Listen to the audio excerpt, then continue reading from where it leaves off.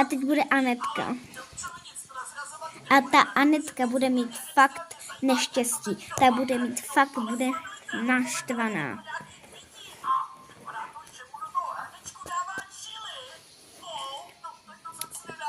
Pak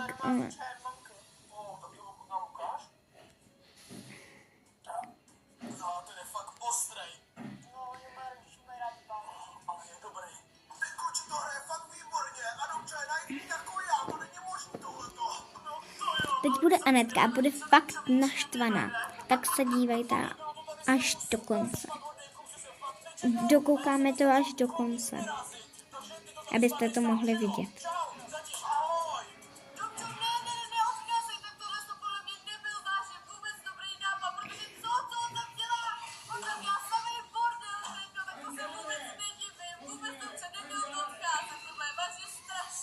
No, neměl.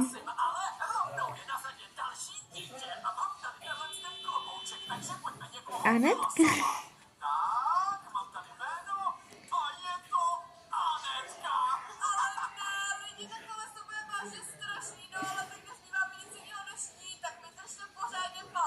Držíme.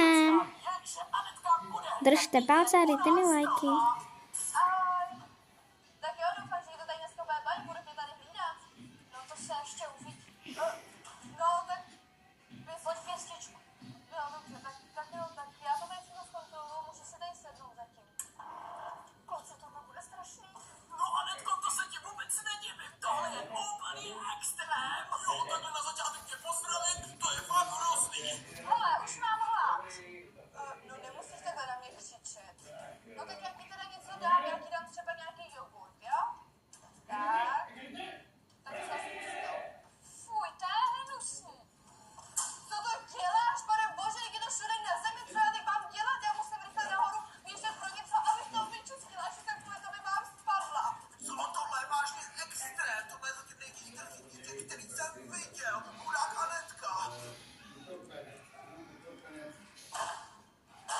Co to dělá s tím obrazem? Proč to ničí? Tohle není normální. No to není normální, to je obraz kocourka Boríska. To je hrozná škoda.